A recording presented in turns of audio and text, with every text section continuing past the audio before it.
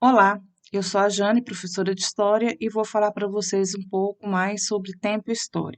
História é a ciência que estuda o homem no tempo e no espaço. Portanto, o conceito tempo é de extrema importância para se entender a história. As percepções do tempo.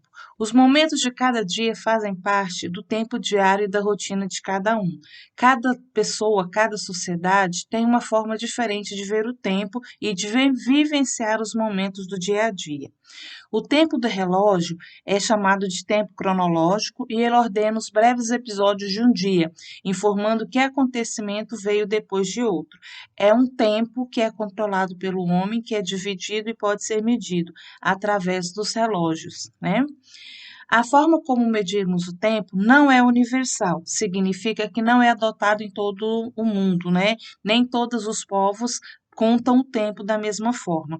Então, nós falamos que o tempo é social e cultural, porque ele vai determinar como cada povo vê o seu tempo. Novamente, não é universal, porque não é contado da mesma forma no mundo inteiro.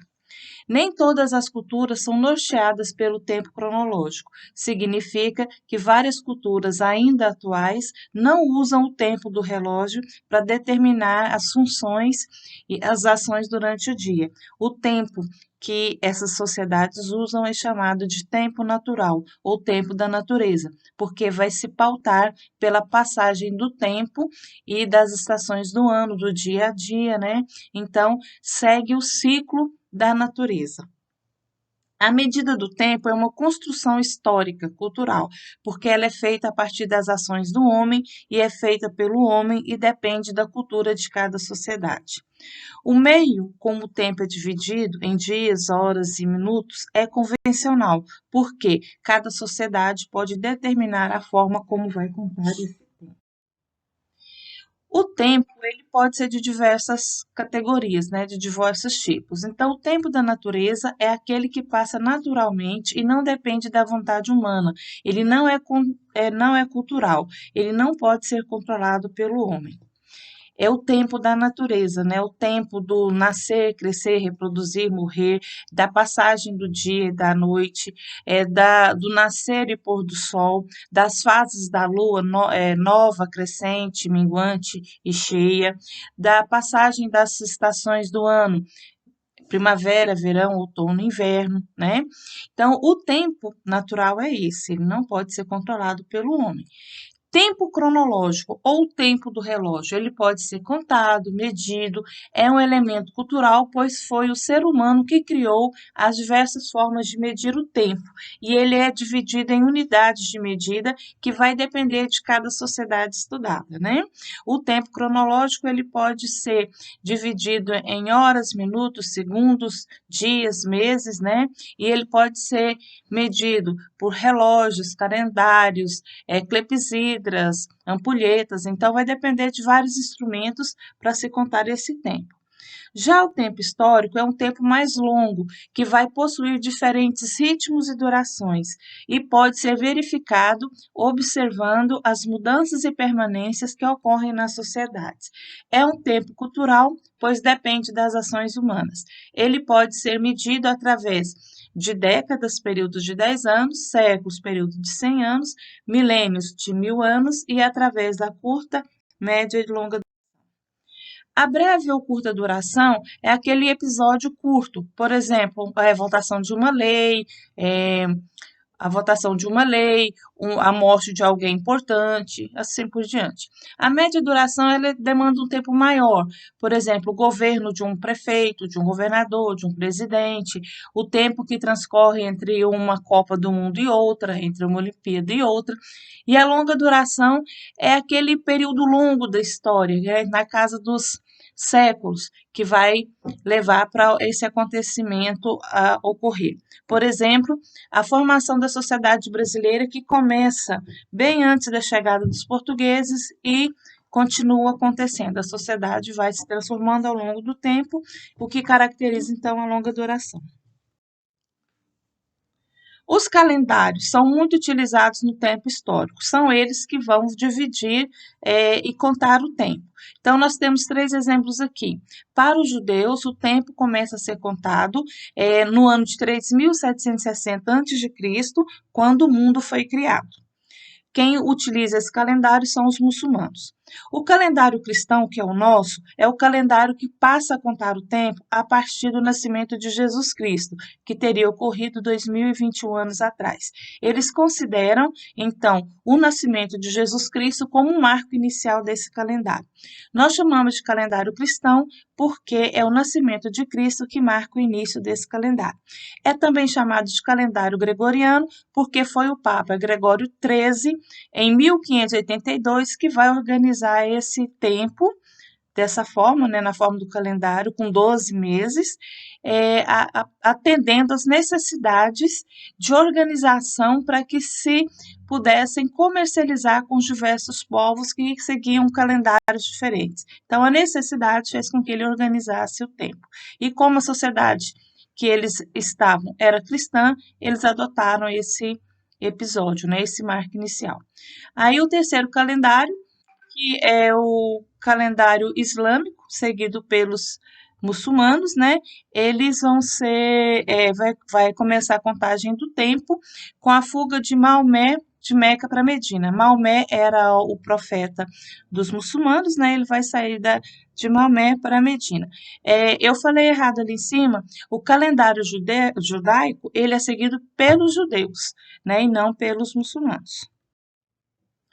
O calendário cristão, então, ele começa o ano 1, segundo o nascimento de Cristo, e a gente usa as siglas antes de Cristo, que é a C, e DC, que é depois de Cristo. O DC significa Anno Domini e a C antes de Cristo.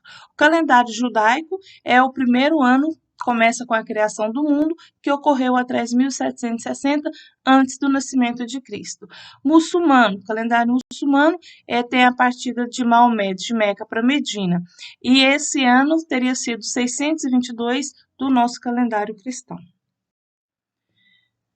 Então, aqui os povos cristãos baseiam seu calendário no ano do nascimento de Jesus Cristo, né?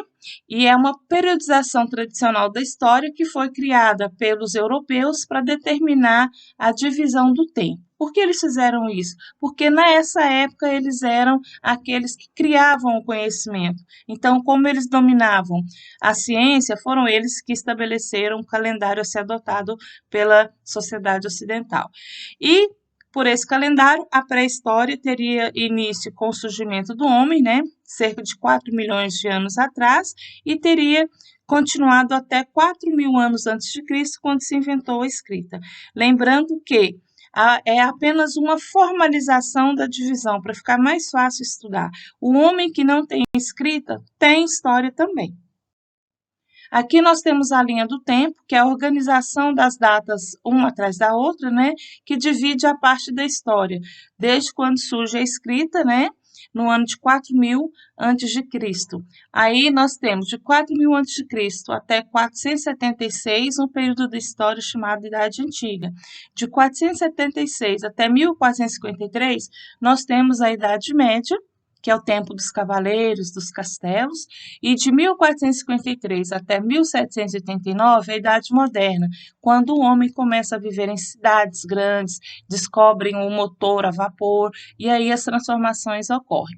1789 começa a Revolução Francesa, que vai moldar o mundo que nós conhecemos hoje, dando início, então, à Idade Contemporânea, reforçando a ideia de que os homens não dormiam num dia, numa idade, e acordavam no outro dia. É um processo lento e longo que vai trazendo transformações e quando eles percebem que a sociedade mudou completamente, aí essa idade ela se estabelece, ok?